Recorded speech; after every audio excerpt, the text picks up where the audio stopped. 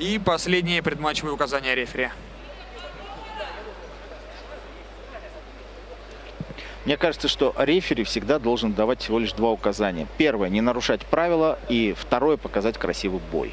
Ну, это конечно, но разные же есть правила проведения поединков. Причем, как ты знаешь, бывает и такое, что в одном турнире, когда есть андеркарт и основной карт, в андеркарте одни правила, в основном карте немножко другие правила, более ужесточенные. Роман, я с тобой согласен, но в тот момент, когда ты уже вышел на ринг, в клетку, тебе уже поздно знакомиться с правилами. Это нужно делать до боя. Согласен. А у нас поединок стартовал, между прочим. В правосторонней стойке работает Али Дашуев, базовый боксер. Пока что бойцы ведут разведку боем, присматриваются друг к другу. Я бы даже сказал, позиционную борьбу. Да. Ищут свою дистанцию. И вертушечка. Вертушечку закладывает Дилер Муминов, но слишком далеко. Ты знаешь, вот стоя по стойке Дилера, что-то мне подсказывает, что все-таки опыт в ударных дисциплинах у него тоже был. Обрати внимание, как он держит руки, как он двигается. Да, безусловно, какие-то навыки работы в стойке у него определенно есть. Но вот посмотрим, когда спортсмены перейдут к более активным действиям, и, может быть, мы увидим с вами размен. Пока что Дилер Муминов работает исключительно ногами. Вот два удара он нанес, и оба удара были произведены ногами, причем один из них с разворота. Ну а что касается Али Дашуева, он пока лишь просто поджимает.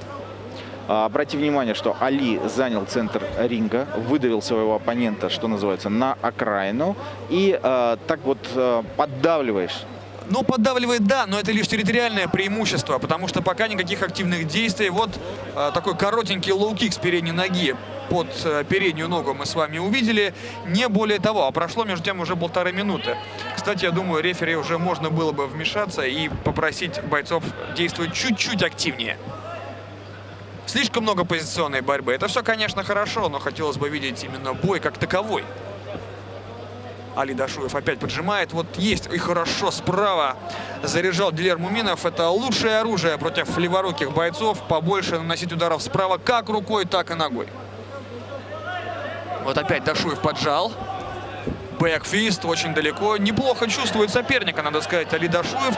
Но он проваливает оппонента, но пока этим не пользуется. И вот первая попытка контратаковать, и завязались в борьбе спортсмены.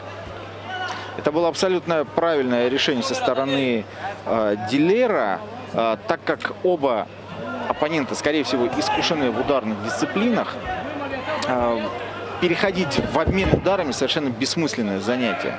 Поэтому Дилер выбрал как раз правильное, с моей точки зрения, решение перевести в партер. И, собственно, ему пока это удалось. Да, он сейчас находится в более выигрышной позиции, начинает работать левой рукой. Защищается Али Дашуев, пытается выйти из этого положения, держит оппонента.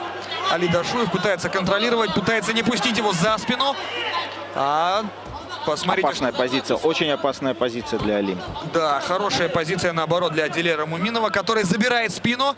Сейчас, наверное, будет заправлять ноги и выходить на удушающий прием. Но решил побить, немножечко размягчить. И посмотрите, как сейчас мог бы вырваться Али Дашуев. А тем временем Дилер затягивает петлю, затягивает капкан.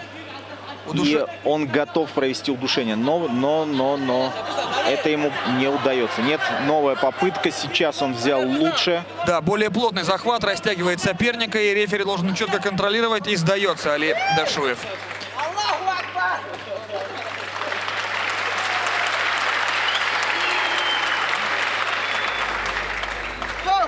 Отметим грамотную работу рефери. Он точно посмотрел и увидел тот момент, когда Али объявил о том, что он не намерен дальше продолжать бой, потому как очень опасная ситуация. Мы с тобой, Роман, видели не один раз, когда спортсмены теряли сознание. На 3-й минуте 30 секунде первого раунда удушающим приемом победу одержал боец синего угла Дилер Муминов, Таджикистан.